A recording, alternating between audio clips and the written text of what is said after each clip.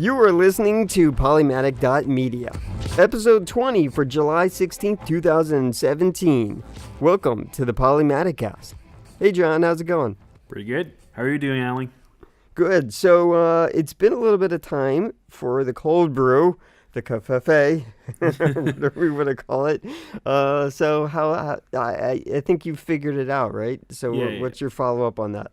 So, I used Puerto Rican coffee that I got in, and I let it sit for like 8 hours instead of the 18 hours I was doing, and that really made a difference. Oh, yeah. No. It's not really something for me, so I can use it in like cooking and stuff when I need something like to make ice or something like that. Yeah. But it's just not for me. I'm absolutely certain it's not for me.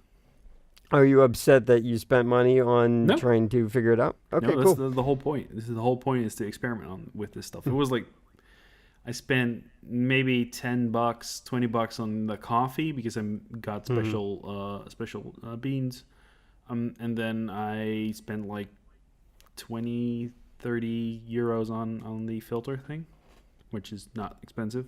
Right. Yeah. And I can use it for something else as well, so that's fine. Yeah, I mean, it was an occasional thing I was doing on the weekends, and I've been making an effort to make myself 16 ounces actually, and take that into work, and then mix that in with warm coffee from work, and that works out pretty good for me. It gets me through the day pretty well, but it also kind of just removes anything that's an obstacle in terms of focus or concentration for me. And it allows me to execute on more things during my day, so that's good too. Plus, it's a better coffee experience for me. The reasons I drink it at all is removed 5 days of my week. Mm-hmm. So I've been making an effort to more actively integrate that into my work week, and that's been working out well for me, pretty good. So, my experimentation has not ceased. I have in my head a idea we're going to buy some particular coffee beans to try out.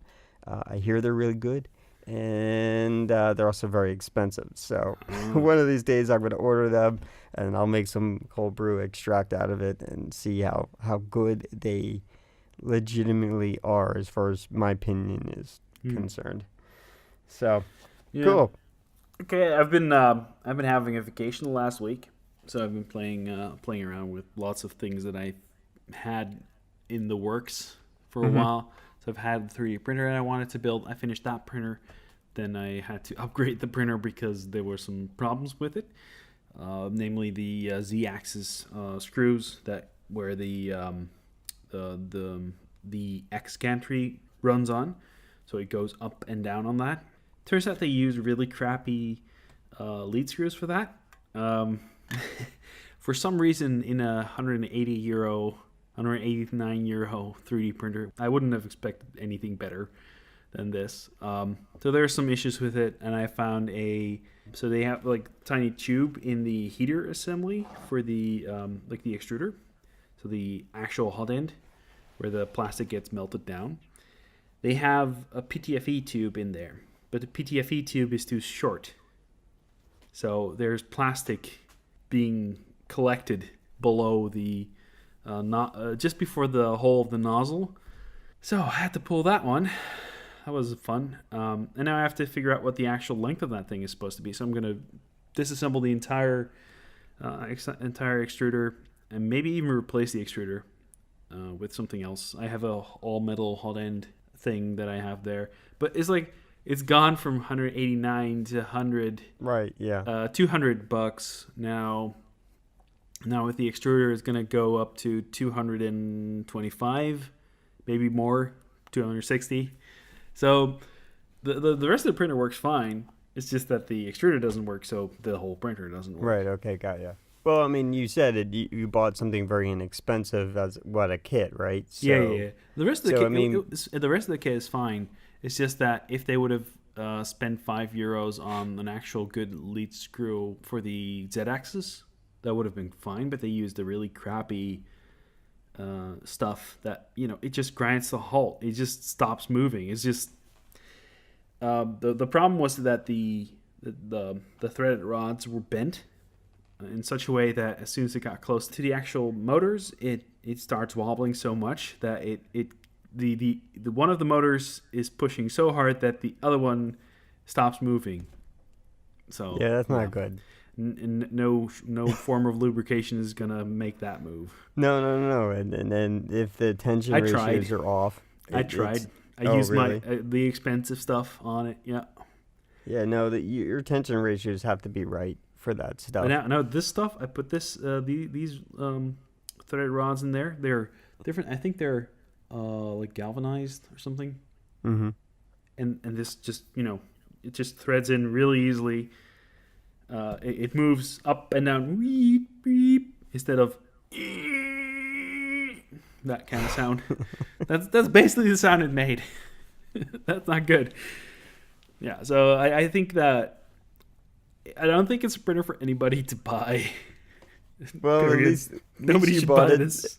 Yeah, and I mean, you had the parts to kind of upgrade this thing to make it better. So I mean, at least that's very good. Yeah, I kind of had the parts, but I figured out some stuff that I'm gonna have to do on another printer as well. So I figured out a problem with this printer that I also had on another printer that didn't finish. So I might just that will help my my fixing of that thing as well. So it was a learning experience, and I think that if you have the technical skills to do this, to help somebody build this, like it could be a nice gift, which you build with them. Right? Would you help them say fix this? it. Would this be good, like a parent-child? No, definitely not. thing? Like I said last time, the people end up with injuries and lost eyes. Scars. Yeah, injuries. Yeah. Lots of injuries. Yeah. Okay. Cool. Just moving along, so both of us don't go on too long of a tangent. Really, I'm being hypocritical. Yep, definitely. And I'm already previewing my problem for this week. I received a Kickstarter, Bears vs. Babies, the same group who did Exploding Kittens. Seems like an interesting game. I've not played it. I was hoping to have an opportunity to play it with friends this past weekend. That did not occur. They got stuck in a game of Dominion for like a good 2-3 hours. So, but the funny thing is the Kickstarter comes with like a little laser color printout of like a cartoon where they insert, the patron or the backer's name in there, which is kind of funny. And the box itself has like fur on it, like bear fur. So it's kind of cool. I think they did a similar thing with the Exploding Kittens. They had like a the it's coming to your place, right? I think there was I don't remember. Yeah, maybe. Yeah, I don't know. I mean, I could go look at the box and probably find out because I was one of the original backers for this. But yeah, no, I don't. The one thing they had was that when you opened it up, they had a little magnetic clip thing on the box. So it's its own kind of case, and you opened it up and it would meow at you. Yeah. It's the Yeah. Yeah, it had a light sensor in it, basically. So so the one thing is I bought the Not Safe for Work pack. That was the additional extension that I bought when I pledged. And so the thing about it is I opened it up. I did not really unseal the cards, but I opened it up, the packet, and in there is a condom that's sealed, that's like themed for bears versus babies. And there's some commentary on the back of it saying, "Use this so the babies don't win." Wow. It's and you can feel it's a real condom in there. So I will not open it up because the aesthetic of it is funny to me. So, anyhow, so that was it. That was the highlight of one of the few Kickstarters that I've received this year that I'm supposed to receive by now. So that's good. Maybe more to come. Maybe I'll find out. So yeah. Okay. Yeah. So we had a topic for this episode. Mainly video, mostly then versus now. Like in the past, we had black and white TV, and right, and now we have HDR streams and all sorts of 4K goodness. Do you want to focus on like the technicals of it, or you want to talk about like the overall like media that we consume as average people. Because when you initially had this idea, I thought, okay, well, it's more than just like maybe it's talking about entertainment, TV, not just the technicals, but well, so I think that right now I'm doing a lot of editing for videos. So I was actually curious. I was watching CSI, and I was looking at the format for the DVDs, and it's the old size TV style, and now everything is widescreen, right? Yeah, and now it's the contrast that drives you nuts. Yeah. Yeah. Well, I was looking at it and was like seeing things like editing, gimmicks, and they were doing. Oh, it was like maybe it was a good idea to talk about how stuff was produced now, how stuff is produced now, and versus how it was produced then. When I look at the editors that we have now, like Premiere and Final Cut and stuff like that, it's like it's very easy to produce video right now. And sure, yeah. back then, what did they do? Did they glue pieces of So I can tell tape? you, because I was off on the path of media communications, and I've been editing since I was a teenager, which is basically the early 90s. That's how long I've been editing since, I think, 92. So I use gear. So let me break it down for you just a little bit. Film industry, we'll talk about then, and then we'll talk about now. Then, way more primitive by the contrast of the thinking we have today. But it's not really primitive. It's just that they would literally hear splicing film. They literally did have a thing that would cut the frame, and they would glue the pieces together and line up the tracks. Yeah. Right. And audio and the film was actually separated. They were not mastered together. You're talking like 20s, early, century, 19th century, like 1900, whatever, that kind of stuff. Then you progress into more current day with like TV, and they were still editing on film, and then they would project it, and then they would put a live TV camera on the projection, focused and pointed at the projection, and that's how you would watch that stuff. They would get it to, or they would eventually, when we got into recording media, like tapes, then they would record into that stuff, and then that's how they would play back to live television.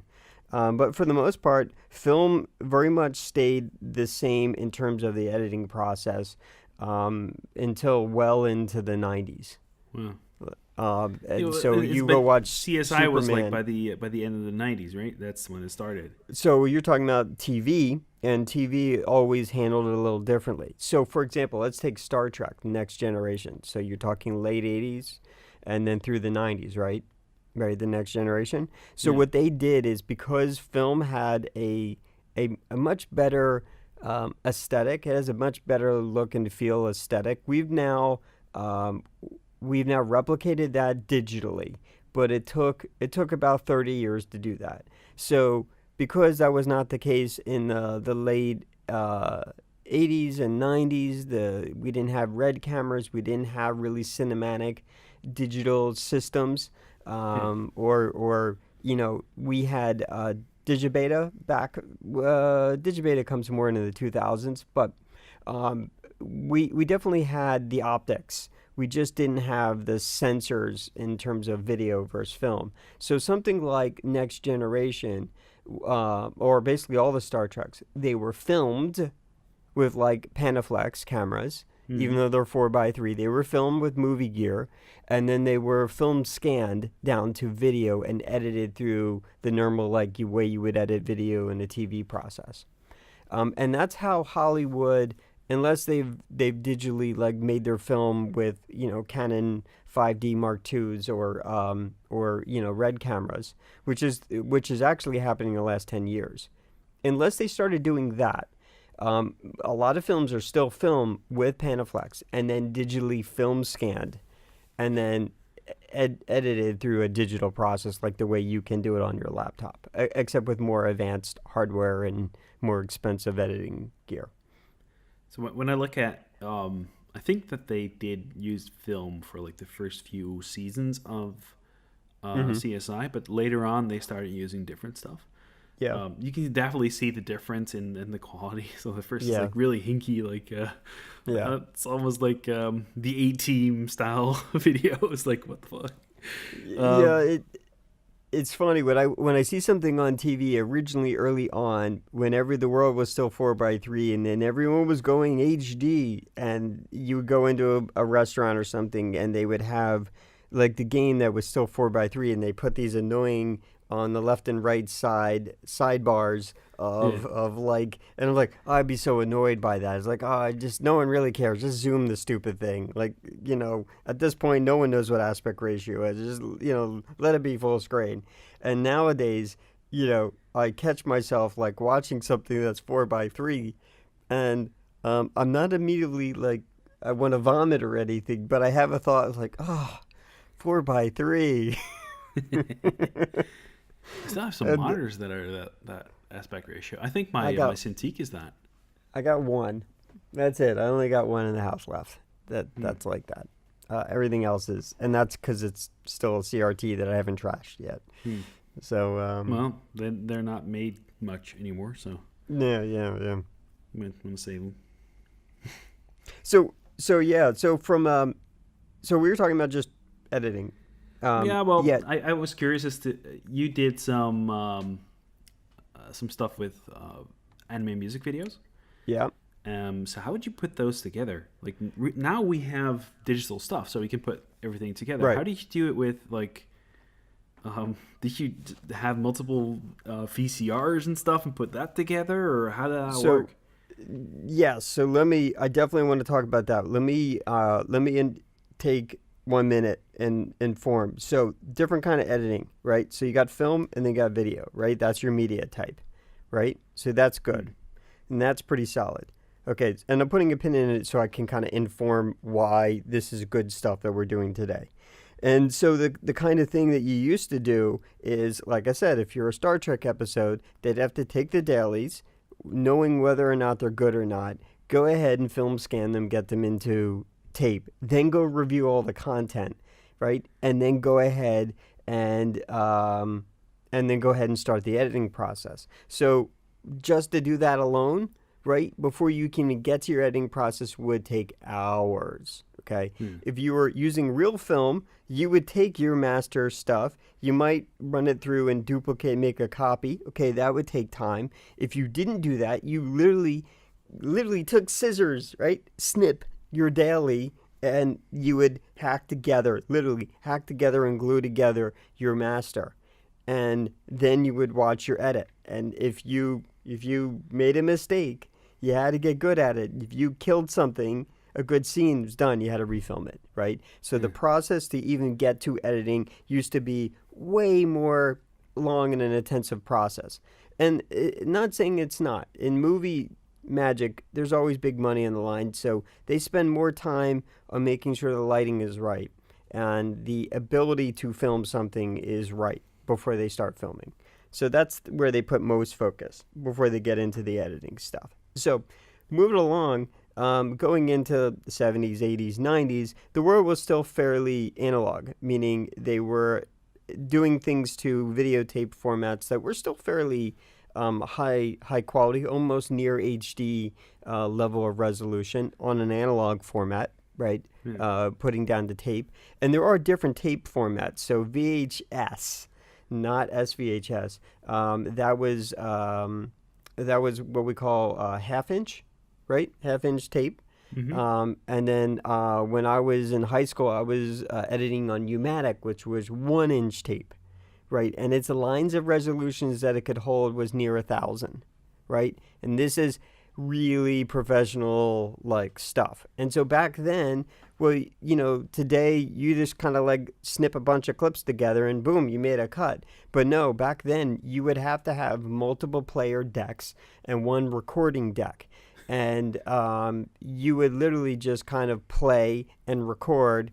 And you might have a physical editor that has controllers or more electronic and very high-end playing decks that literally were not like your VCR, your common VCR. You could literally go through and down to frames with some skewing in there. You would go in and you would run your clip and you would put your marks in, and then it would go through and you'd hit the, commit this, put the edit in, and it would go through and spin up the tape and roll it back and accurately get it into that moment, start playing at the proper speed ratio ahead, start recording, and then stop recording. And you would build it literally on tape. And that was the analog linear editing model. And that was an improvement over the standard film editing of getting glue out and, your magnifying glass and snipping and, making guesses. Yeah. Now, with that said, try making a crossfade with film, or even with these tapes. Yeah, and even so that then you had what we call a special effects generator. And so the kind that was used for live TV is not necessarily the kind that was necessarily used for editing, because in those cases, that editing had to be what we call TBC, time-based corrected, along with the tape. So tape, even if you have like a 1-inch media format or a beta format, a non-digital format, all that stuff, there is actually signal and sync generation that would go in. You would have Genlocks. Have you ever heard of a Genlock? Nope. Is it would put out a oscillation frequency that all the equipment would rephase itself to, so that the VCR and that the SCG and the editing controller were all on the same Genlock oscillation, so they would match up, so that the timing and the cuts would be really exact. Or close to it exact. And the more expensive your equipment, the more accurate this stuff was. So yes, the building of the linear process was. So come late 90s, early mid 90s, there was a company called Avid that was sort of came out of Industrial Light and Magic, right? Lucas's film ILM. So they had some stuff. Avid, I think, was around or came out of the purpose of some of that stuff. And they started trying to use computers early, computers not like today, back in the 90s, hardware systems to do this timing better, right, than all this Genlock stuff. And they were. That's where a lot of our early motion control camera stuff came from, was from that effort. Even some of them, you'd be surprised, are running on Apple IIs. Like, that's how they did their sequencing and stuff, and using like MIDI sequence timings and stuff like that. So going way back then, way more than a minute, going way back then, just to kind of give a point of view, there's a long conversation that could be had for that, but Avid was one of the first. And then there was this guy who was in college, and I forget his name, and somewhere in the like late 90s, mid to late 90s, he came up with this idea on his Mac of figuring out how to edit video digitally, take digital videos and edit them. And that's where Premiere came from. And he happened to sell that and work with and be hired by Adobe. And that's where Adobe Premiere comes from. So Adobe Premiere is as old as like 94. And this is part of what, there was a few years where they were doing what they call non-linear editing, right? And this is not building the tape. This is taking your resources and snapping them together, kind of like we do today. So that's where our digital media goes. But let me put a pin in that for a moment, just roll back just a little bit and talk about sort of nonlinear. So then the linear stuff, actually the linear stuff is what I want to talk about, is there is a ton of stuff in the editing process that you would have to do. So the first big challenge is you have to select what it is that you want. And then in the linear world, you'd have to get those tapes, right? And you could have to build, let's say, a music video with real editing hardware, which is not what most A&V creators were doing in the 90s. They were doing VCR to VCR timing and getting good at that. And they would have, one VCR and one really nice VCR that plays back and one that, records. And they would just keep redoing their timing until they torture a VHS tape into a edited video. So the thing about that is that you would spend a lot of time getting your content to a point where you could edit. And that effort was just, if you had money and you had sophisticated editing gear, you would then eventually have what you call online and offline editing. And you would get things where it's like ABC linear editing or even D. And that's where what it would do is television stations would have something sophisticated like that. So it would play your news footage, and then like a Chiron would come in and put the lower third graphics on that would scroll, and then a third thing would come in and then play something else, and then there'd be something, and these things will all be synced in a very sophisticated timing controller. And then there's one guy that's literally just recording this thing so they can play it on the newscast. And that's ABC editing. And somewhere in there, if you get really complicated, you could wedge in the SEGs in there to do the crossfades for you, or do the floating cows, or the spin, or the 4-screen split, that kind of stuff. And so that's what linear used to be like. Now, today, it sits in a laptop. So going back to your other question, so I definitely went very digital when I started creating AMVs. And I did it intentionally. Before you could... So when was this? When did you start? So I made my first music video that never really saw the light of day.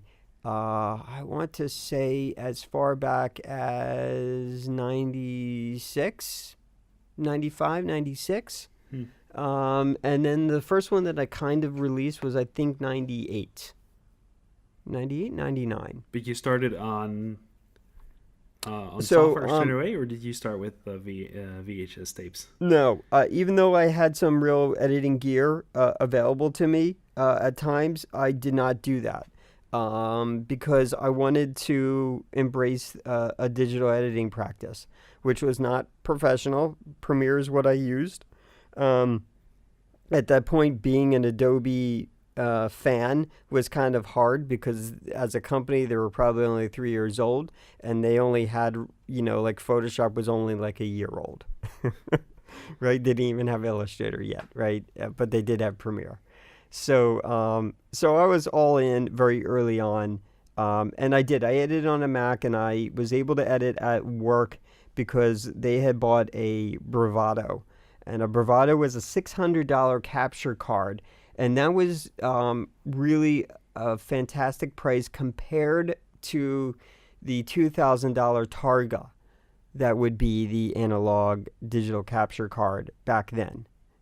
In the starting to be late 90s. What kind of resolution would come out of that? The goal was always 640 by 480, right? Because that was full screen. That is technically your 4:3, technically in digital ratio. Wow. And then eventually DV came out, and then we got 720 by 480. And then everybody starts about a conversation about interlacing. When you get into digital, you got to get smarter and more scientific about, So what you you never need to actually know. did the whole 2 tapes and 3 tapes and 4 tapes thing. No, so eventually I bought some capture cards from a company called Pinnacle, who eventually bought the Bravado and the Targa, and then they made much better professional, like the D50s and stuff like that. And eventually, I don't know if I ever bought a D50 or I bought the successor to the D50, but I would go ahead and play stuff, digitally capture it, and then I would go ahead and do my editing process. So I would digitally capture it from Laserdisc or VHS tapes, right? Whatever media that I had that was about as clean as and like, legal as possible. Eventually, you get into the early 2000s, getting into near the mid 2000s, and you started to have an opportunity where you could digitally rip your DVD and then pull apart the VOBs, take the MPEGs, and digitally extract them out and clean up and pull all that material out. But at that point, you had to have computer systems that were, one, fast enough, two, had drives that you could, DCSS the DVD, and then additionally need enough memory and some video capability and hard drives. RPMs that at least 7,200 RPMs. It makes noise. Yeah, they make noise. I bought a SCSI controller, and I bought 15,000 RPM drives that I did my editing on. And that's what it took to get to a reasonable editing experience in a digital fashion. And then, not to mention, you had to have the room for temp space and the room for your material and the room for the editing. So, I mean, it took years to build what was $6,000 then, now fits on a laptop. But, back in the day when I was doing a lot of this stuff, I didn't even have the fanciest of the systems. I just had a system where I had a $1,000 capture card, right, and another $1,000 piece of software, and probably another $3,000 or $4,000 worth of physical hardware, computer gear, and probably another $1,000 worth of drives that gave me maybe at most 70 gigs. Yeah, and so that was a lot back then. So. Well, you're talking about video that has like 640 by 480. At this point, I was actually FireWire or DV was a standard format, so that was how I was capturing most things. You could capture it analog, and then anything that I would output to tape, I would do it over DV. So at that point, the ratios were 720 by 480. Yep. So I didn't mean for it to go technical. Yeah, well. Did you want it to be technical? That's fine. I started with video editing with Virtualdub. Right. Virtualdub was actually what came out of, it was a video server that was to supplement doing things with your MPEG, because dealing with MPEG 1 and 2 was fairly processor intensive. And the guy who created Virtualdub, came up with a way to be able to do additional plugins on top of it, because the editing software and After Effects, those were very CPU intensive post processes. They weren't people came up with plugins, so that's how they ripped their DVDs. They would use Virtualdub, which is still around. Yeah. I remember using it to make an AMV at one point. I don't remember if I still have it somewhere. Probably should, but it's a good Kodak conversion, right? Because people would deinterlace with using it, and it was free, and it didn't cost $10,000 to buy some kind of nice media cleaner software. Again, that everyone's like, oh, I got Nanobrake, cost me $10, or it didn't cost me anything at all. Like, fantastic. But back then, people spent real money on things that did this stuff really well. Yeah, well, I think that right now we have it really good, right? Oh, we do. So, the whole nonlinear thing, I think that Premiere is actually pretty good. I've edited a lot with Final Cut before I switched to Windows again. I prefer Premiere now. I used to prefer Final Cut. I know there's lots of people out there that really, really love Final Cut. Yeah. And some big YouTubers as well. I think it's what you're used to and what you're conditioned to, and you know how your mess works, right? Even though if it's not probably the most logical, and this is picking on both of them. This isn't, I mean, the professionals will are Avid. Yes, people are making movies using Premiere that go into the theaters, right? That you see on the big screen that pulled in $1 bazillion. Like the editor war conversation is really bleak now. And I'm glad that there's alternatives. There's Vegas Video, right? There is Final Cut for people on Macs. There's Premiere on whatever operating system you like. Vegas Video, I know, is definitely on Windows. It's made its way on the Mac. I don't know. And then there's Avid. That's a real professional product. and a lot of the high-end resolutions and stuff that used to only be kind of started and supported almost immediately there was Avid. Then you have Blackmagic Design has DaVinci, and that's their high-end stuff. It deals with raw file formats as well. Premiere can support a lot of that as well. Yeah. Every freaking update I get for it is like raw support for such and such. Mm-hmm. Yeah. The one thing that's kind of, you're right. We have it really good. We get a lot of very high end quality things happening in, Adobe's been around so long that their R&D, mechanism that's set up for them to figure out how to do graphics. I mean, you have to thank Adobe for a lot of positive things in the world. And so a couple of those things are things that are not positive. Sure, right. Not all their products. I don't love all their products, but I do love some very much of their core products. Photoshop, I think, is a fantastic tool. They keep having an identity crisis every time you get an update. You don't know what it's going to look like next time. Yeah. But they put a lot of very high-end work into things like Photoshop, right? There was a point of conversation. So there was a period of time where when it came to editors for people at home or pseudo-professionals, Premiere was it. There was sort of a long time where Final Cut was not that advanced. It took a long time for the Final Cut Pro to be a really good product.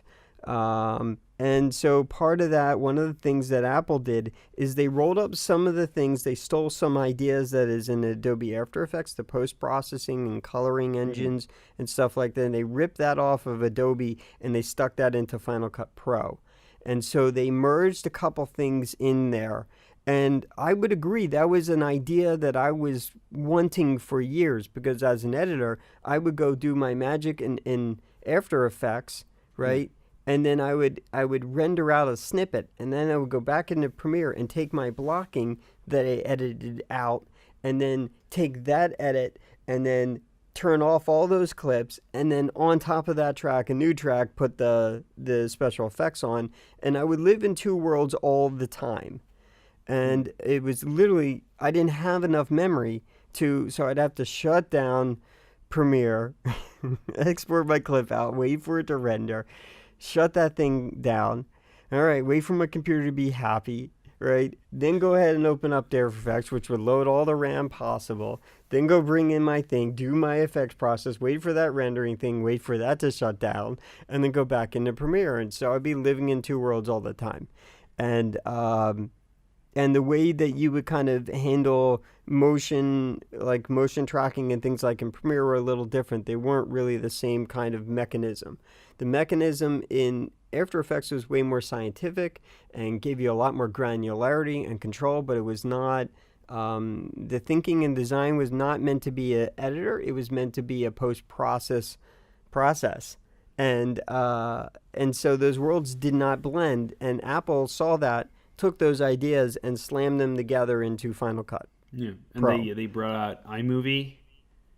And then they redid that, and everyone got upset, and then forgot.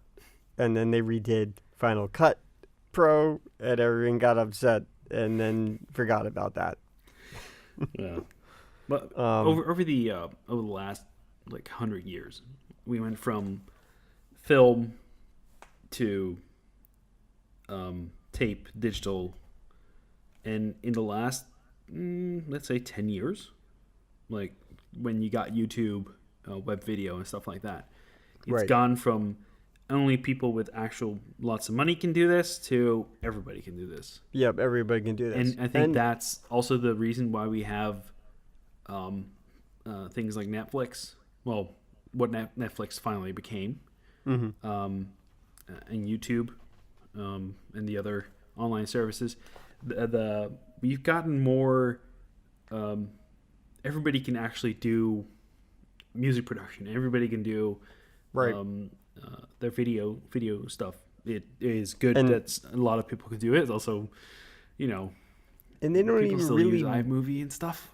They don't even really just need a laptop anymore, one that's powerful to accomplish most of this. They just need They can do it on their phone. They can do it in their software. I had one guy who was playing like I'm always broke. All sort of that was the premise of his conversation. I go, dude, you got an iPhone? He's like, yeah. I said, is it, he's like, oh, it's the last model. I said, okay, good. Can you take video with it? And he's like, yeah. I was like, do you have the iMovie update that was recently happened? And he's like, yeah. I said, you can't be whining and complaining. And this is like me sitting in the studio and he's looking at all my gear and whining like I'm always poor broke. And I'm like, dude, you have the starting. You just have to be creative and put whatever talent in front and figure it out. I said, because there are a ton of YouTubers who have millions of views and subscribers who are doing it on the thing that's sitting in your pocket. And they're less poor and broke now, but it's because when they were poor and broke, they started with figuring out how to build inside that one device. And so there's nothing that's really keeping you from enabling yourself other than you. And the effort of doing it and hustling to get it done. Well, not everybody can afford an iPhone, right? That's true. And there's not really any good video editing stuff for there's Android. not. I've been very upset about that for the longest time. They're all like, oh, we send it to the cloud and you wait hours and even Adobe's got like I forget what it is that you can kind of do. There's a bunch of like upload all your clips and do it in a web browser. It is not the experience that you want. No. You want your creativity to flow out and you be able to take knowledge of how to edit and bring these two together very quickly. You want it to be fluid. You don't want it to be filled of obstacles. When I made the AMVs back then, I did it a slightly different. I did a semi-analog to digital process. And now it's all digital. So the media comes digital. If you're now with Red Mags, you literally pop those guys out. They bring them in. They convert it to a codec that they can edit with. They do their editing, and unless you got serious gear, it could take a $6,000 piece of hardware system to be able to edit. One of those even 8K clips. Yeah, who needs that right now? I mean, for most people, even 1080 could be fine, right? Most phones shoot 1080. I would think in the next, if people haven't already upgraded to 4K, I would say it takes about 3 to 5 years for adoption to occur. And it's not just because people are they're interested. It's that the market kind of forces them. They're like, we just can't be continually putting out 2K products anymore. We just have to, we have to reset up for 4K. And they do that, then they only produce that kind of technology. And that's what the factories do. And so what happens is your TV or something happens and breaks. And instead of like with the old school day, you call up a repair person and they would just come to your home and fix something and you pay them, whatever small amount of money and be done and you maintain your tank. Today, everyone takes the tank, puts it in the garbage and buys a new tank. And so through forced adoption and forced change of that's the only thing that's available, people eventually upgrade in a 3 to 5 year window, typically. If I look at I was recently shopping for a new recorder for my gaming thing. Right. Yeah. So I bought a new Avid Media Live Gamer Portable, the version 2, and it's 1080 at 60 frames a second. There are no 4K gaming recording things that are right to SD card. Like there are plenty of SD cards that are fast enough to actually capture these, but you always have to have a separate machine to record. I was like, no, I don't want that. I want like a hardware recorder. I specifically bought an H4n because I wanted to have it onto an SD card. You want it digital right away. You don't want to have to set up a whole separate an SSD PC is fine, to do all that stuff. But I want to be able to do 4K. I want that dedicated machine to actually go do without making lots of noise, right? That's why I love these things, because you can just press the button. It doesn't make any noise. So if you really wanted to go down that route, you would buy a nice super fast system that could handle that kind of thing.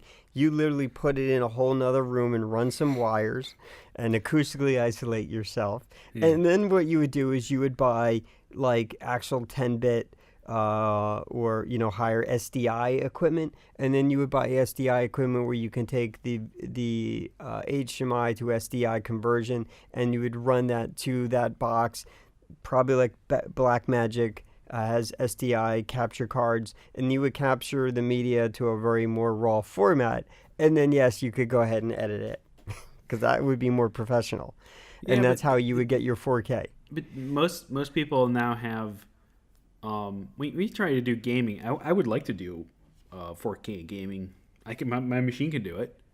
Pretty sure my machine can do it. I can edit the video in 4K. I can output 4K from this thing with a 4K monitor.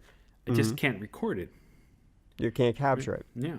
It's because the bandwidth just doesn't really exist in a chip yet. It just doesn't, and that's if it does, it does in a place where it's more a professional product. Yeah. I mean, if you really are curious, take a look at anything that Blackmagic Design makes. I'm pretty sure they have, they might at this point have Thunderbolt level gear that does external capture. It's probably not going to give you 120 frames a second kind of capture rates. But it might give you 4K at 30 frames a second. 4K at 30 is fine. I was actually looking for something that would write to an SD card. I think that might have been the problem. I think maybe looking for something with an SSD in it might be better. Because I know that there are recorders that do to SSD, right? They're usually used as monitors as well. So this is what it comes down to. It comes down to bandwidth, right? Yeah. And so you need that kind of bandwidth. Actually, now I think about it, you could probably get a small HD monitor that's also a hardware recorder, because when you see your famous YouTubers who are using Red Mags, they're still like plugging in a small HD that does hard drive recording for them, that handles the bandwidth, right? So for example, the transfer rates, I mean, the Red Mags are basically solid state drives, right? The SD cards, even though you can get some really good high bandwidth, they're never going to be nearly as high ratio until you get like an Ultra SanDisk or something. There might be some there, but it won't be as nearly as reliable. That's why the people that record film on like full frame, like 8K or 4K res level, they've chosen different solution for that, like compact flash, which are basically physical cards, memory cards, or solid-state drives with like the Red Mags. So, we got into a real technical conversation. And we didn't really get into it because I stopped myself talking about the rest of sort of the analog into the digital revolution. There's so much more of a story there to be told. The only real kind of difference is from the analog days to what and the world is still living in all three areas. They're still living in physical filming, some analog stuff with digital, to tape. Now, I got to split that out. Tape comes in two forms, analog and digital formats. So the analog format is literally the signal is up and down, that's what's on the tape. And then they record an analog version of a digital signal, right? Where you hear like that, Digi, Beta, right? Digi, there's a lot of Panasonic has a ton of professional digital formats, right? Which then spits out a analog signal, but it's recorded digitally, which means that you're recording all the data, right? That you can pull back out, like you could change and do your color exposures differently and that kind of stuff. But you're still doing this stuff, right? And then we just kind of leaped out of all that through into the 2000s and really into the more recent decade into just being more completely digital from beginning to the end, right? Now that we have DSLRs and RED cameras and cinematic cameras from Blackmagic Design and all the major manufacturers, including Sony, Panasonic, Canon. They've made very high-end digital solutions that are cinematic level, and you don't really need film as much. But don't be surprised when your big favorite blockbuster movie that looks fantastic, you find out it was recorded on non-digital solutions, then film scanned to a digital solution, and then tweaked to death to get all the coloring and the optics that you're looking for. because that's what typically is happening today. But it's because the optics and the sensors are more cinematic level. But it took 30 years for this to occur, right? It didn't just happen overnight. In my memory, I can go from where I started to here pretty easily in some neurons shot off of my head in a leap. But that's a good 30 years. Well, in the last 10 years, it has been really going really fast, right? It's ubiquitous, right? The hardware is finally come up to play because they made the standard stuff that is in your house more of a digital solution that is more like the way computers are always running, right? That monitor, even that CRT monitor that was 15-inch, right? Even though you spent whatever amount of money for it, that was a better analog monitor than the one that was your 40 or 30-inch TV analog in the house. And there's a good reason for it, because the quality level of what had to occur for the computer was far more complex than what the resolution on that was way higher than what was being shown up on your TV.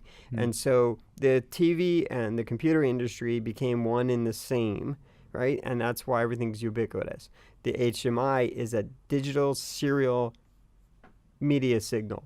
It rolled up the video and the audio together, right? And so when you go into the new HDMI specs, the bandwidth, right? Bandwidth. I mean, I don't think you would. It's not tuned to do it. But if you really wanted to be obnoxious, you could figure out how to build yourself a LAN network over HDMI cables. No, you can. You could figure out how to do that. Network over HDMI. I think there was some monitors that do this. They have like internet connection over the HDMI cable. There's Balance that do that. Balance that do that. That's really taking analog and then sort of remuxing it back to the other signal for you, so you can extend the distance and reduce resistance. No. It's there is internet over HDMI. Oh, I'm sure there is, but it still goes back to the core point, is that we live more in a situation where your Fire TV, your TV now is more of it's more like a digital computer monitor than you realize. It's more like a computer monitor than it used to be like an analog device. And that's why they're super thin, right? Because it's really just fully digital now. I mean, you can spend $6,000 and buy literally a wallpaper thin 4K display. I saw one, and that was more than $6,000. I think there's an $8,000 one that is a 4K display that is thinner than the latest iPhones. Yeah. Then you have to run a cable through the wall. Right. It's just a single flat cable that puts all that bandwidth there, and then it has its own sort of sound bar, sound array for all the actual electronics. But to the point, you're right. We are way more digital than we are analog. Surprisingly, all your digital signals are still running over in analog frequencies. Are they? They're just speaking in digital format. Yeah, well, they're just speaking in that's the irony of it. It's still analog. It's just the signaling is analog. The difference is we don't manipulate or make sense out of the analog signaling like we used to.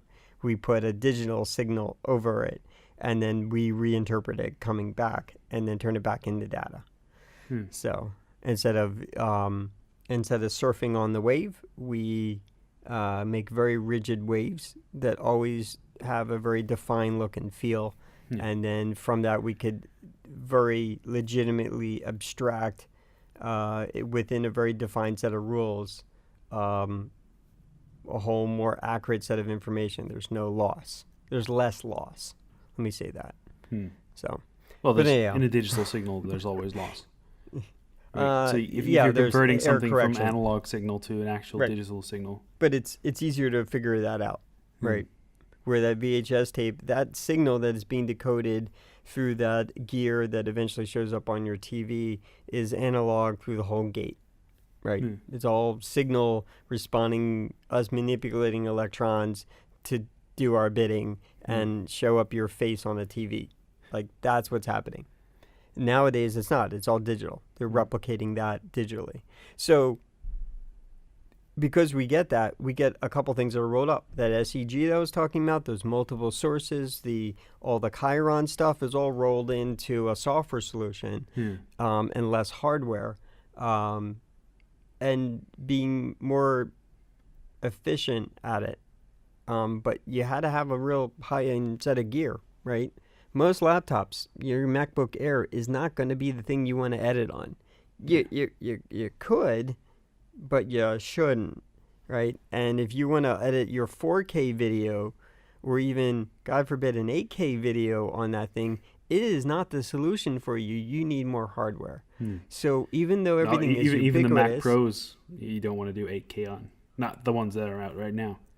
Right, and even though I have a new piece of hardware that's coming, I'm not sure. I probably could do 8K on it, but I have no reason to at this point. Well, your video card won't support the 8K output, so yeah, you can't even actually see what it does. Yeah, and then you can render it, more, but then right. Yeah, that's the point. And even then, I don't have a need for it. I'm probably not going to have a need for it for another 5 years. Do you have any video equipment that can even record 4K? If you want to include my cell phone, the answer is yes. Oh, okay. Yeah. And apparently it's a pretty good camera. But it's a cell phone camera. It's not a DSLR. And, it's likelihood, maybe not this year, maybe next year, maybe by next year, sometime next year, maybe sometime by this time next year, I might have a 4K DSLR level quality camera, because that is on my mind. Are you going to shift away from Canon? I am positioned to a point where I think I might want to do that. Because today I don't have a flippy out screen. So the way I've been using my DSLR is without a flippy out screen. However, everyone who complains, you have a Canon Rebel, right?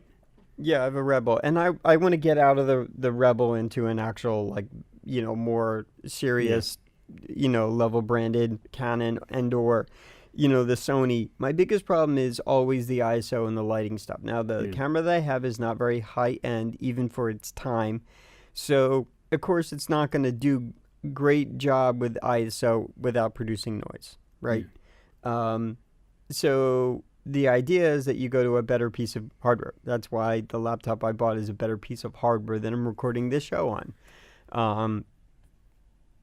And so I'll be able to do better things more professionally.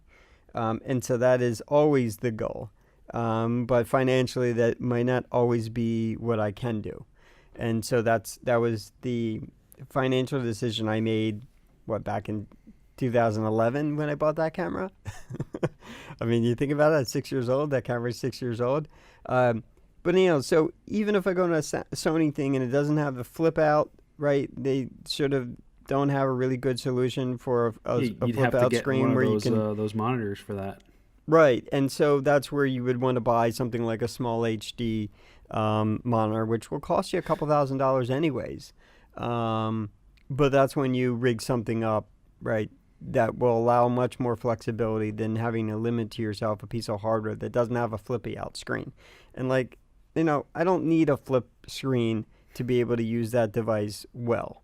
Alan's all about the flippy out screen. Yeah, but everyone's like, oh, but I gotta have my flippy out screen. I'm like, well, you can use your phone. You can use this. You just rig yourself up a monitor. You can buy cheap 2K monitors, even 4K monitors today for a few $100s. I bought one that's pro that could take SDI on the back of it.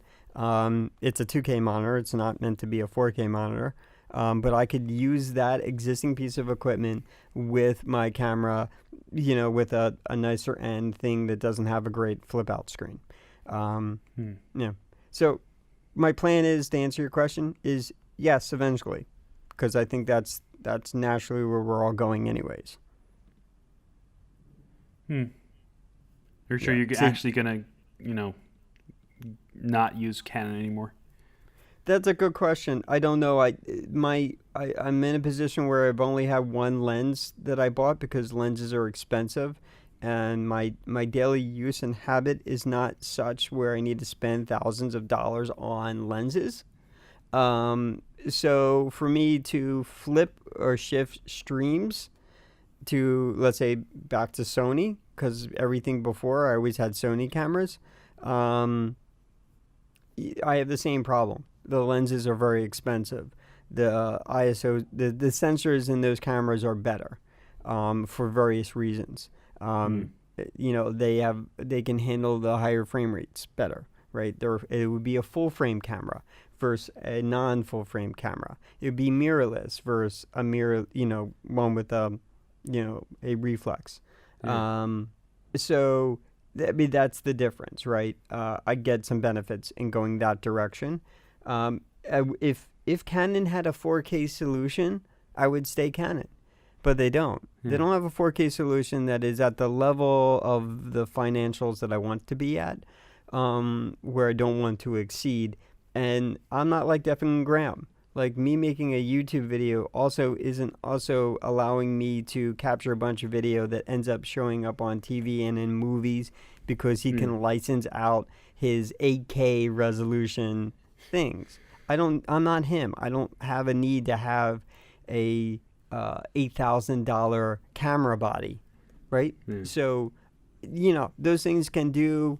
You go way up the line. Some of those solutions definitely can do 4K, but they don't do 4K today. The ADD I was looking at doesn't do 4K. I wish it did. If it did 4K, I probably would have bought it already, but it doesn't, right? So, yeah, I've been looking at the mirrorless Sony cameras. They've been A7S Mark II is what I was looking at. They have a lot of different bodies that they sell. They're all around 2K in price. So painful. Yeah, but the level of stuff that's in that is different. One of my pain points has been, even though if you spend a lot of time setting up your environment, your shot, even with my old Rebel, you can get really good quality stuff out of it, but you got to set up your situation. But in low lighting, it has less noise by comparison of products of its time, but it was not a 5D Mark. Put a number on it, right? Those sensors are better, and those were better products than that thing, and they handled low light much better, right? You get yourself a C100 or C300. Those sensors and that equipment was meant to handle that kind of situation much better, and it does. It was very amazing by comparison. But then you take, a Red Dragon, and well, it's like night and day. Yeah, you don't really have Red Dragon, money. Yeah, no one. I mean, on average, I don't have $60,000-$70,000 just sitting around to put one rig. Really, you don't? Red camera, or rig sitting around.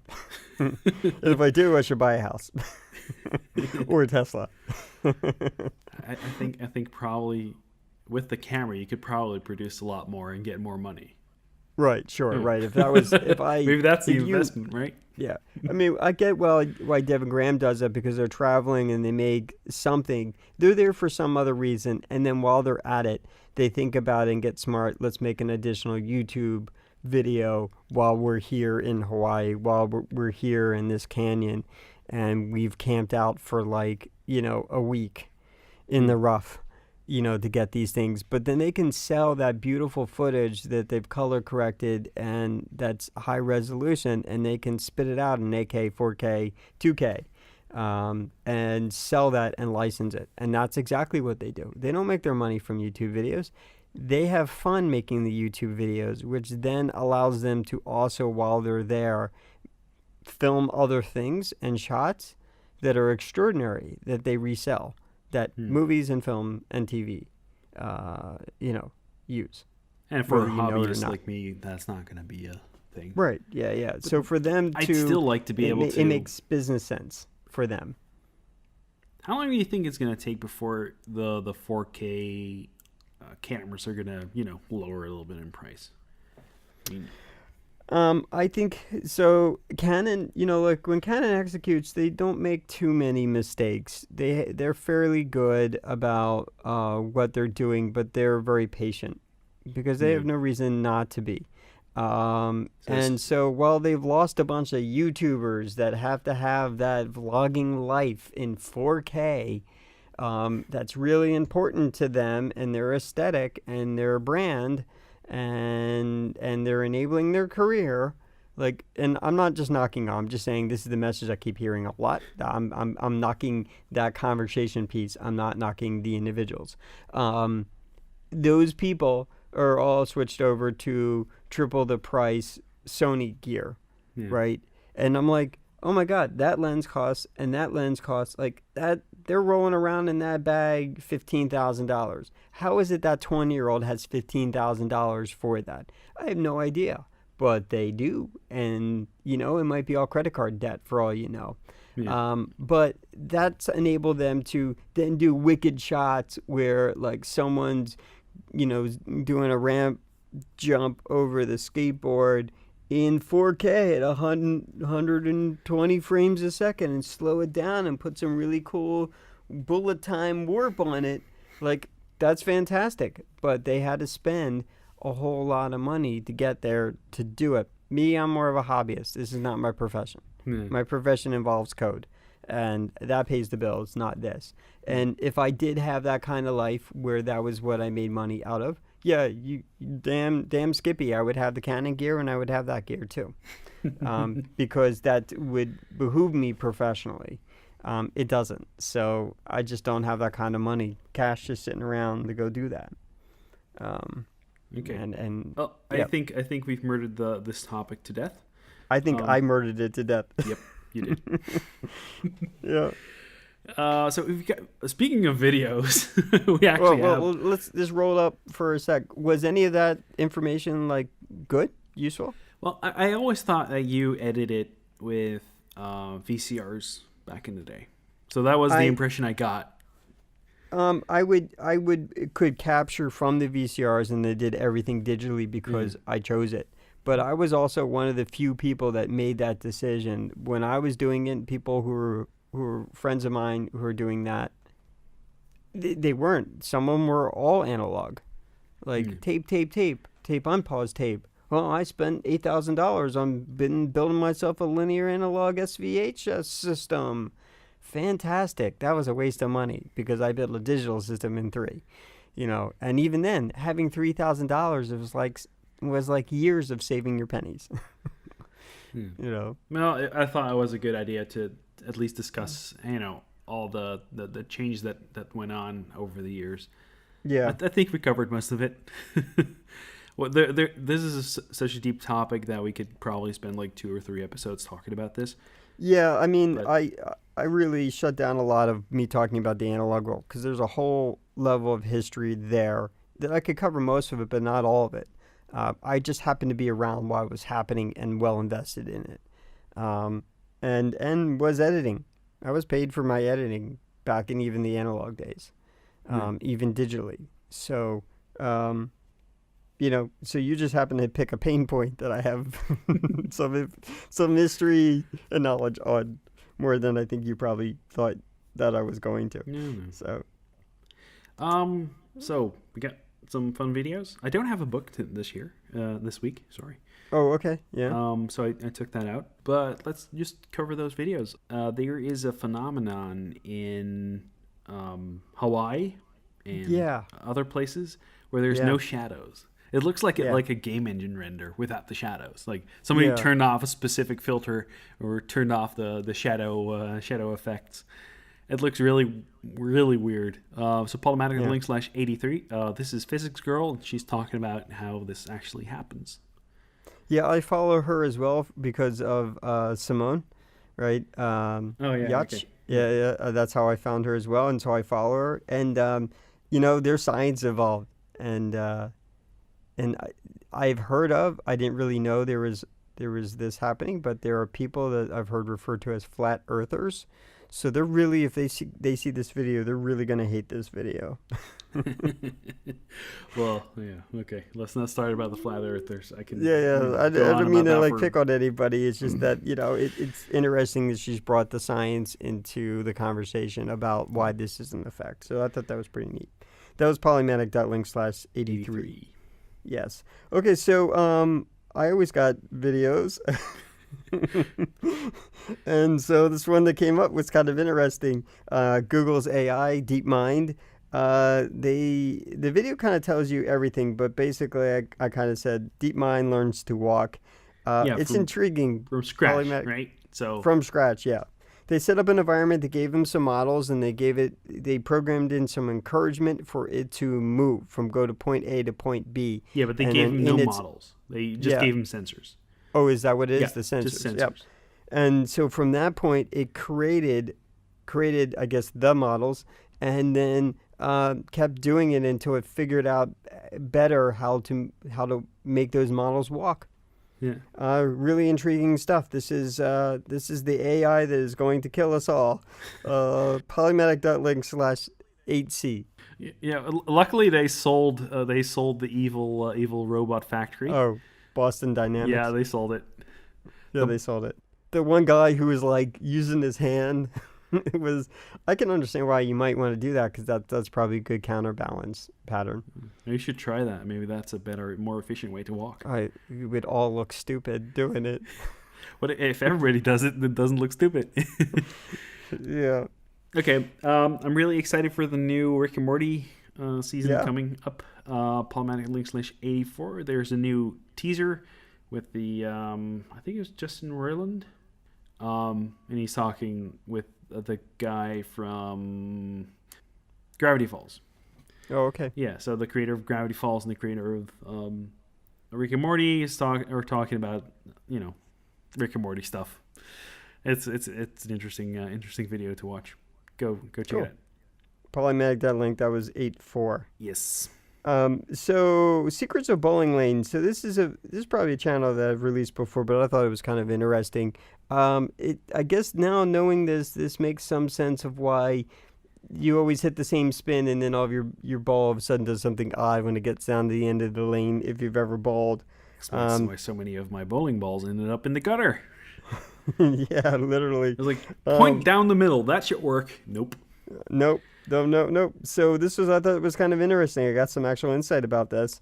I like to bowl. I can't say that I'm great. I've had some perfect games in my life, but not, but again, I've bowled probably less than 24 times in my life.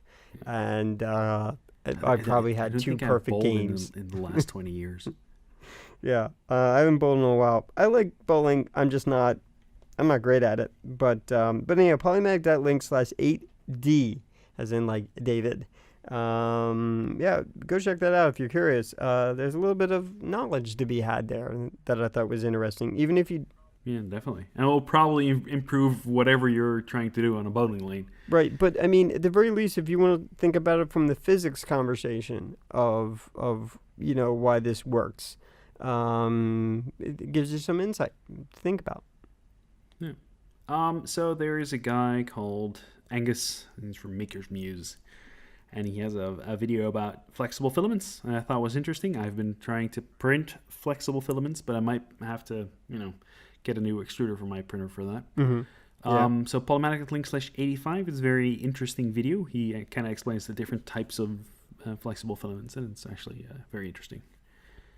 Very cool.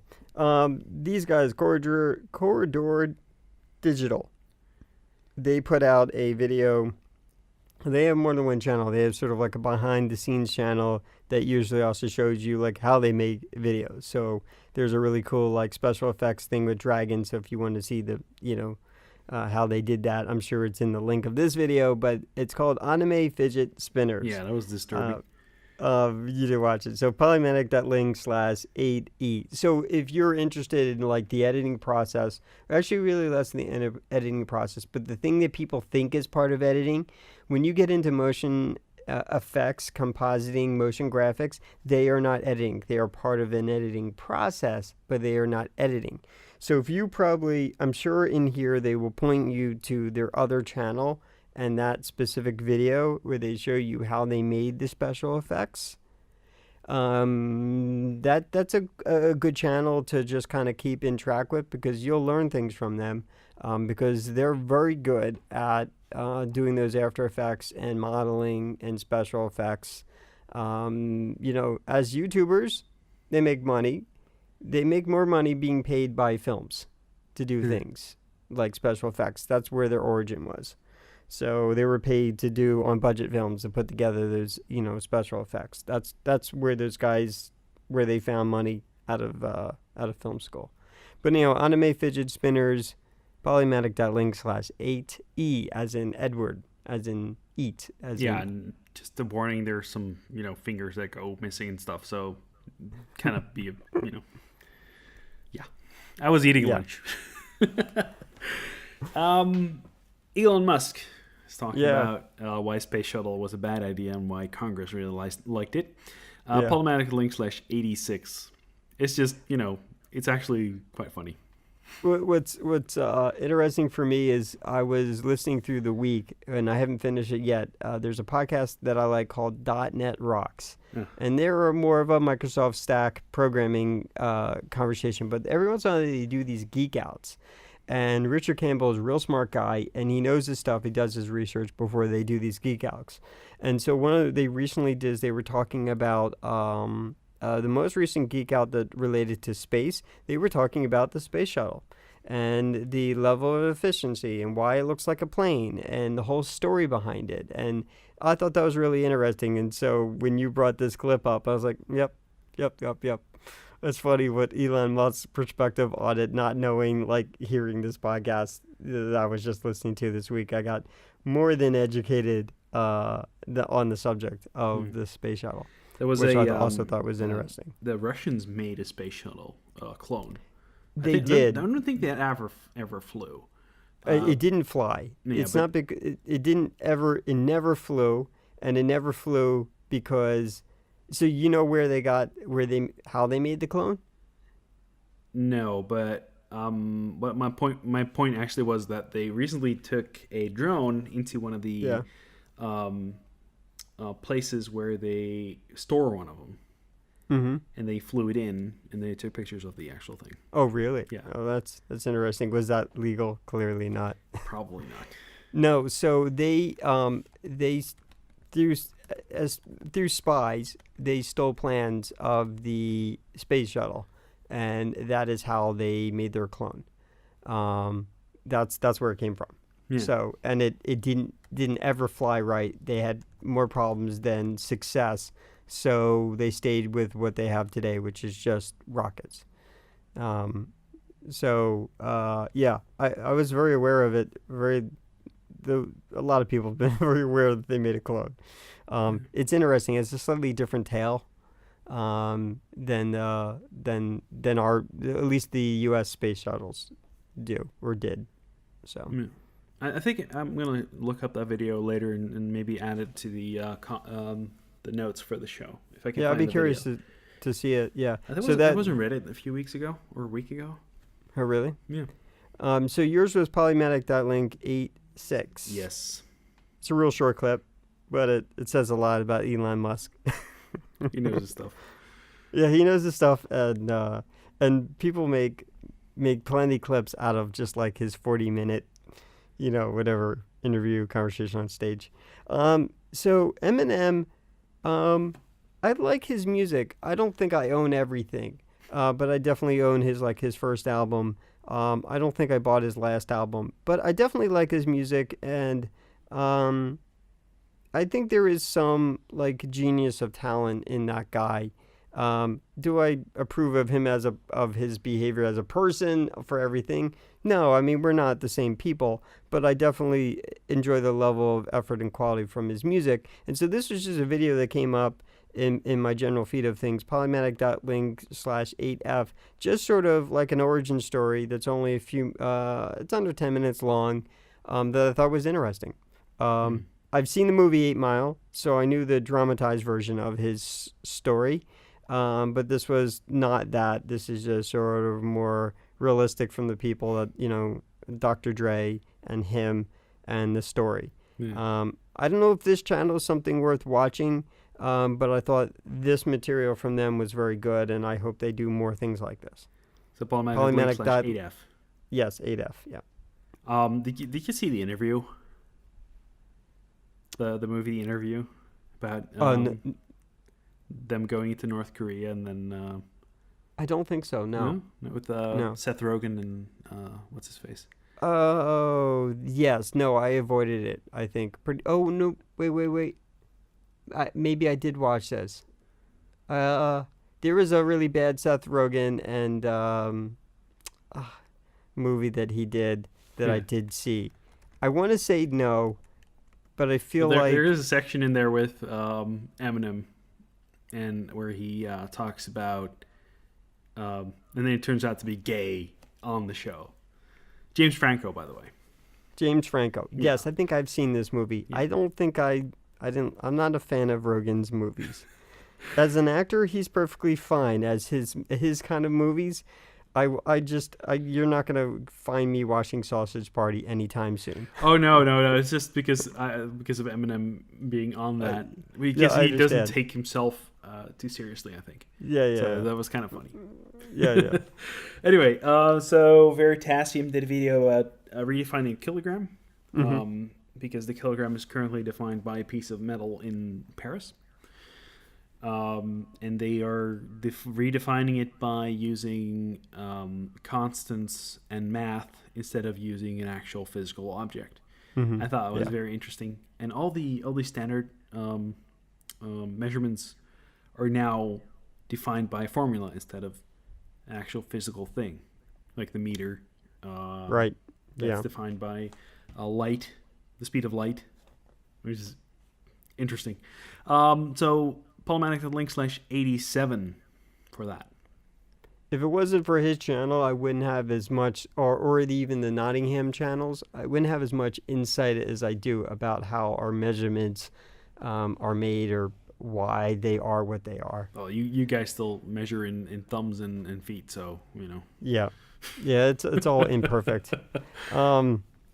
All right, so if anyone knows, if you know who Andy Serkis is, he plays a lot of your favorite characters, Golem being one of them. And so this was sort of interesting because Andy Serkis is in the new Planet of Apes film, and so they show you sort of like a little bit of behind the scenes. This is a snippet from one of the American talk shows, and Polymatic.link/8G. And Andy Serkis reads some tweets as Golem. And but moving beyond that, if you hate that part, you might be interested in sort of the movie making bit of his role and his involvement in Planet of the Apes. Yeah. Wasn't he also in the other movies? He was Golem. He was. But hasn't he played Caesar in the other Planet of the Apes movies? Yeah. He's played actually a lot of things. He's known for doing motion capture work, and so surprisingly, whether you know it or not, he's in a lot of things that most people have seen or like or know. Yeah. So there is a YouTuber who's called US Miner, and he does a lot of different rock videos. Not the music, but more like the physical objects. This is a video about jade mining and how different types of jade. Different types of rock are called jade. So Polymatic link/88 for that. Yeah, it was interesting. I never really thought much about jade. I was never attracted to it as an individual. I was like, oh, it's made out of jade. Okay. It's green. It's green. It's green stone stuff. But I never thought much about jade. It's interesting, though. I never really thought about the difference between rocks and minerals, and, this is a level of geology I don't have. But I thought it was interesting. I think it's a little long, but I still ended up watching all of it. So I'm not sure this is a winner in terms of for a channel for me personally, but I thought the video was intriguing. And that was Polymatic.link/88. Yes. So I don't know how long I've had this one, but I thought this was interesting. This is an example of cases where hydroponics is coming into the light as a farming method. I've heard about the cases about like, at least here in the U.S., like with bees, sort of becoming almost an endangered species, and how they're part of sort of, an ecosystem of pollinating things and whatnot. But to the point, this leads me into just sort of getting some awareness about farming and how, like, if you set up your farm to do potatoes, it might totally destroy the soil, and you will have less options over time to keep planting that same plant. You can't do corn, whatever. And so a lot of people have been reconsidering how to do this, and they're doing it through like hydroponics and, probably larger conversation about Mars and what to do and how to do it. And so this is an example of a company trying to do commercial farming here in the U.S., vertical farming, Polymatic.link/8H. Not to preach, just thought it was curious, thought it was interesting. I was looking at that, and then I thought about Cody. Cody and his hydroponics, and the fish. Yep. Yeah, he recently finished that. I should have put the video in there. But yeah. Oh, did you? Yeah. No, yeah. I've been watching that as well. I've been looking into WebAssembly, and I actually have two videos, so I'll link them straight after each other. Okay. It's an interesting new technology. I think there's some security issues involved with that. Because with JavaScript, you have like the interpreter that takes out and allows you to do stuff or not. And here you're getting closer to the actual instructions. So Polymatic.link/89 Polymatic.link/89 and Polymatic.link/8A. Both about WebAssembly and if they are going to take over, replace JavaScript or not. Yeah, totally. Google is being supportive, but however, they have lots of things like Go and Dart, and they've sort of they go into vaporware pretty quickly. I think Angular is the only one that has held around for a while. Well, the goal here is to go from any language basically and turn that into something that's available for the web. So you can program in Rust, you can program in Dart, whatever. Mm-hmm. Yeah. For us on the .NET side, that's at .NET. It's the CLR that does that for us. You could do it in PHP, you could do it in Python, you could do it in Perl, and just go through the interpreter, and it will spit out, a transpile for you automatically. So that's kind of in our universe of side of things. We've had that for a while. That's how Microsoft handles it. Well, if eventually we want to, because it's not ready for production. It's not ready at all. Yeah. I thought it was interesting. I think at some point we should do another development thing, development episode where we talk about actually. Maybe we should go and try this out and see actually what we can make. See with if this. It works. Yeah. I think in my general work day to day, do I have a place for it? I think no. I'm not really using any transpilers because I'd rather be teaching the team how to understand what JavaScript looks like, and or also really primarily what jQuery version of JavaScript looks like, instead of having them go through transpiling. And I'd rather teach them sort of smarter habits than giving them shortcuts. Because if you teach shortcuts, you create a company full of people that don't know how something should look or what it's look. And I went through this week alone where there were people like, I'm having an error. Oh, is it? Oh, got ya. I know why. Because you're using this. And what this does is post and render. And it's basically, you had a murder scene here, and it told you there was a murder, but it doesn't show you what the evidence is. I said, got it.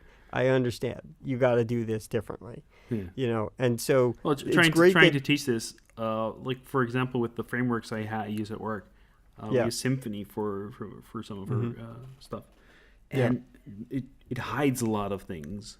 Yeah. Right. And then trying to teach somebody some of these problems and how to actually fix it and see what the actual error is. And they can take like hours looking it up and trying to figure out what's going on. I'm like, yeah, it's that line right there, just standing there at 2 seconds. Yeah. And so jQuery is just as bad, right? However, it keeps me from having to be pissed off about how not great of a language raw JavaScript is. And it's not that, man. it's not the greatest. jQuery makes things easier. So I've made myself. In some cases, it makes it a lot worse.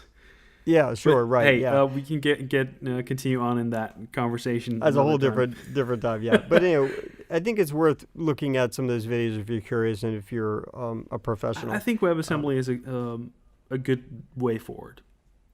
Sure, yeah. It could be a good way forward. Right. Unless somebody goes into commissions, and finally we all decide on a single specification and we've, totally disabled everything. Yeah. Okay, so this was just a video that I had for a while that I thought was interesting. This is a music video that was made with Candy, not on Candy. Though probably when they're done this production, it was probably made on Candy. But Polymatic.link/8i. I don't know. I didn't think it was a bad song. No, this reminded me of that the guy with the machine where he just turns the machine and it plays. Yeah, I stopped following that guy. But he makes really extraordinary machines where he just starts turning or moves a thing, and then it sort of self-creates music. Yeah. Yeah, I don't know the channel off the top of my head. Yeah, it sounds familiar. Yeah. So anyhow, that was Polymatic.link. I think it was 8i as an internet. Yeah, and then you have a next one, right? Oh, I do, I guess, because you double it up. Okay. So this was a short film. I don't know how long I've had this around, but Polymatic.link/8j. This won't go to YouTube. This will go to Vimeo. I don't know. I really enjoyed it. Did you watch this? Wally. No, I think this is way different than Wally. But I mean, I guess if you can imagine what the rovers are doing on Mars or something like that, and putting this idea in there, Polymatic.link/8j. It's under 10 minutes. I think it's about 8 or 9 minutes. I don't know. I thought it was really good. I enjoyed it. So, yeah, it was actually pretty funny. Storing filament in a dry box. It's a video by Thomas Sarlander. He's a YouTuber that does a lot of 3D printing stuff.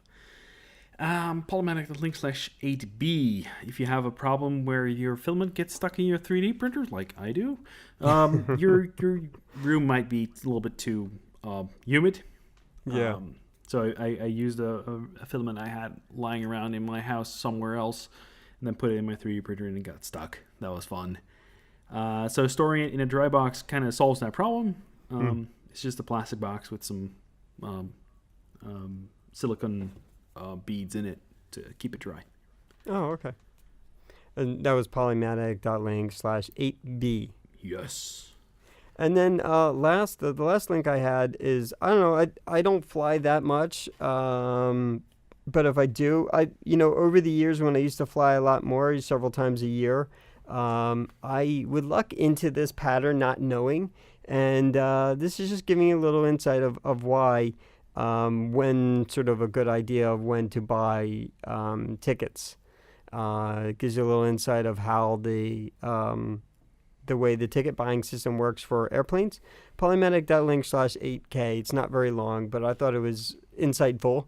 Will I ever be cognizant of any of that information next time I buy a plane ticket? Probably not. I'd like to point out that Alan got the 8K. I know. I saw that. I was like, oh, John's going to be mad at me. Oh. I'm seriously, I'm not trying. I'm just going down the line, or I just end up hitting it. You should figure out how many times I hit the K versus you, and we could have a little dashboard poll. Well, you got the good ones. You got 2K, you got 4K, you got 8K, or you get 16K. Yeah, eventually. Yeah, but when I get That's gonna take AK, it's not gonna BK. You're not gonna care. So we don't have a book this week. Yeah. I'm in between books. I'm kind of waiting on some stuff that should drop next week. I think the X-Files will be on the next one. So you've got some music, right? Yeah, I just figured, I thought, so these two people I've been following for a long time. So the first one is Allison Weiss. I went back and I pointed you guys to a really old video of hers that's, I think, from her first or second, actually, she's like basically an indie artist. Polymatic.link/8l. She is not kind of like the power pop kind of things I've been sharing, like Orla Gartland or something like that. She's more of like punk rock kind of sound.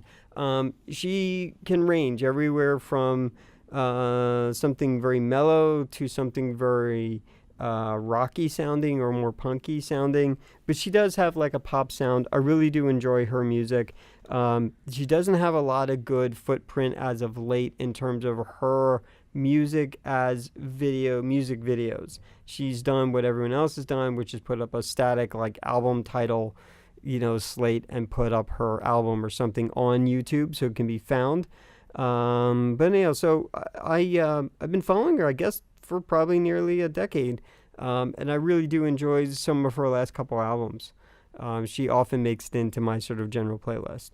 Yeah, so I don't know. I mean, if there's a lot to digest from her, and you can definitely find her on Amazon and iTunes and Google Music and all the things. And she tours a lot.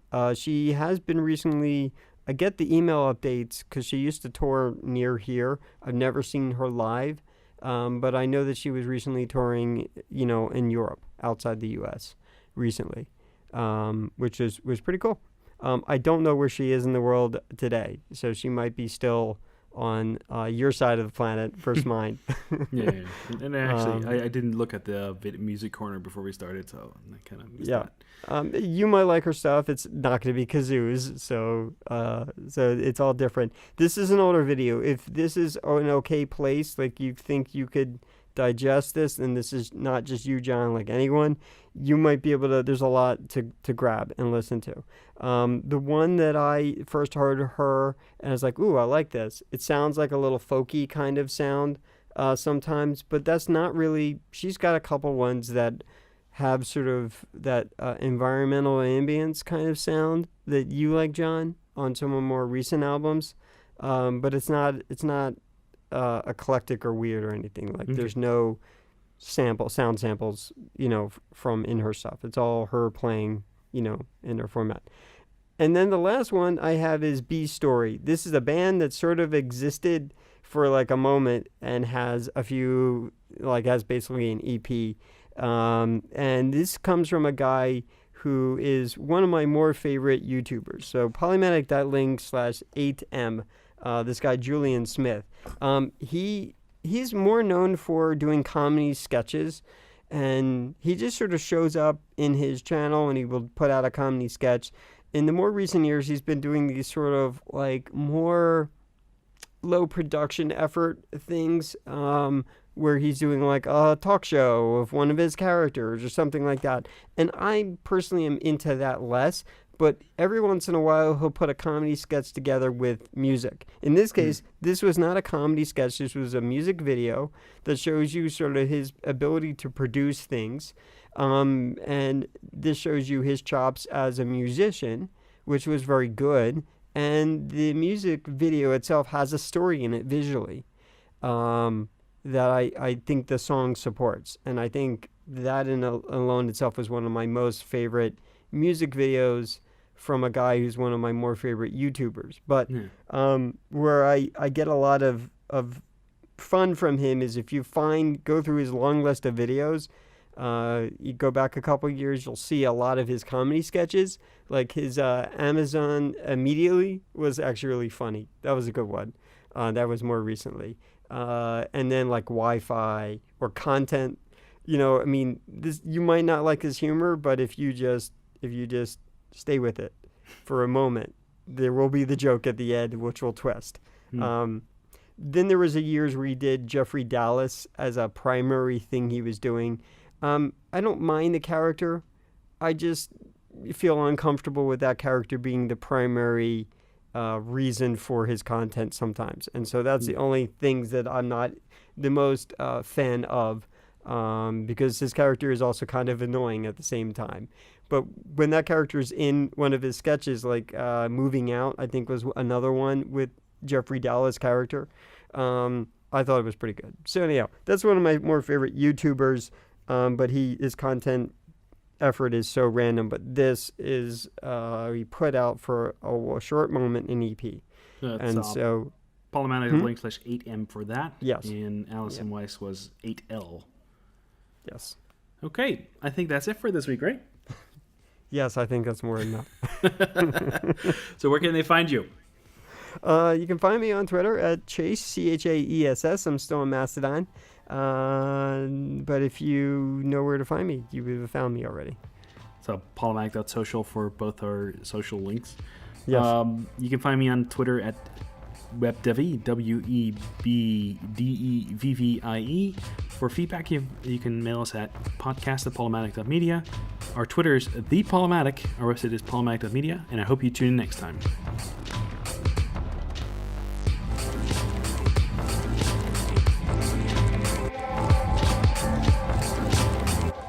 The music in this episode was by Say Uns.